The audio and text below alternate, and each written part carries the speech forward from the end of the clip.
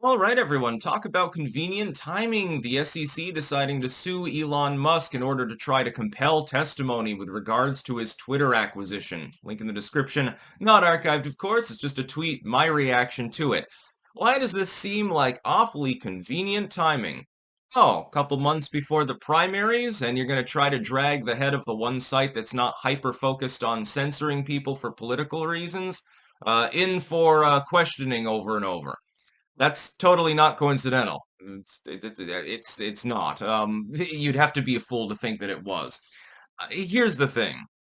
Their allegation is one of the strangest things that I've seen. Their basic allegation boils down to insider trading. Now, Musk owns X, formerly Twitter. I still call it Twitter because it's known as that. Twitter.com is the main handle. It's still Twitter. It's just he's trying to make it a sub-brand to a much larger endeavor that may or may not pan out. As far as Twitter goes, things are nominal there. They're a little bit worse than they were when he first took it over, but they're stable. The site works, more or less. It doesn't have a lot of huge problems or anything like that. They're alleging that by buying stock in Twitter and then acquiring the company later, that Elon Musk may have violated securities law.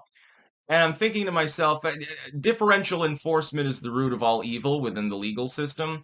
I am certain that there are plenty of examples where someone has bought stock in a company, so they're like, hey, I'm making a bet on this company.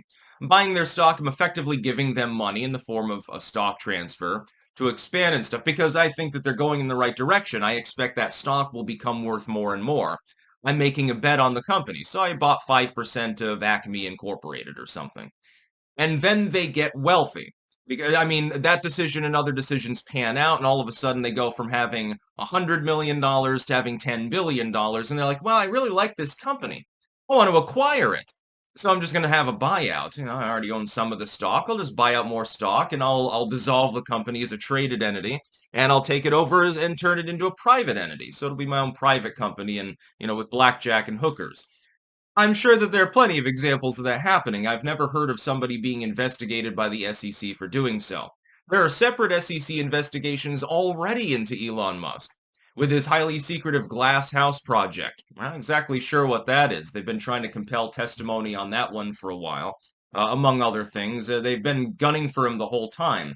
The reason is because Elon Musk is not fully part of the inner core party of bigwigs. He's not from the United States. He is a genuine entrepreneur who really did become the wealthiest man in the world by simply moving to the United States with a couple grand in a backpack and working from a dorm room effectively. He actually did it. He is the premier success story. You came to the land of the free and you prospered. Naturally, they don't like that.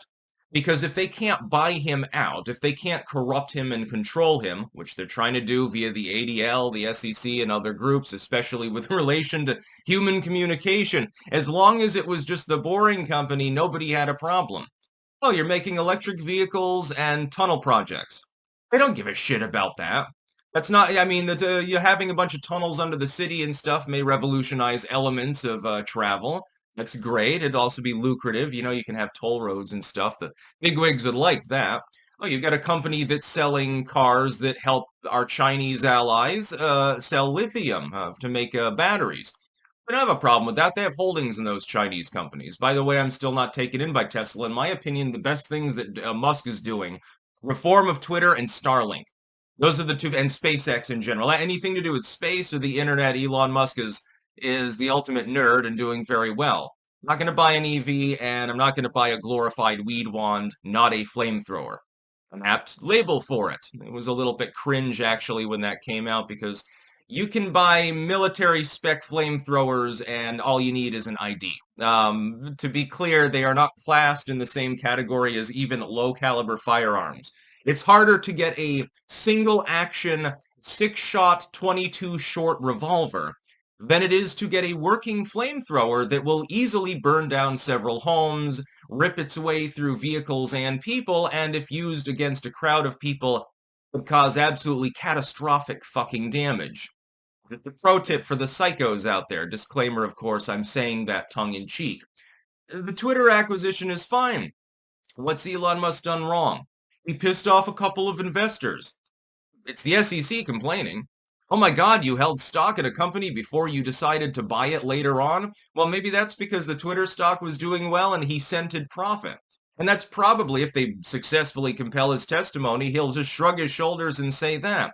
But as we've seen with the SEC versus Odyssey, or Library rather, over the LVC issue, against crypto, and really against anything innovative that is outside, where there's power and money being generated outside of the normal political hegemon, the SEC is always there to breathe down people's throats.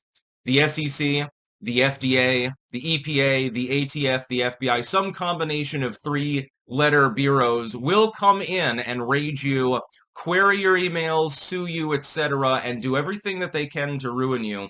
If you have any degree of success that facilitates other success, so you've got a startup that facilitates people publishing books and you're not Amazon or something like that, you might end up with a problem.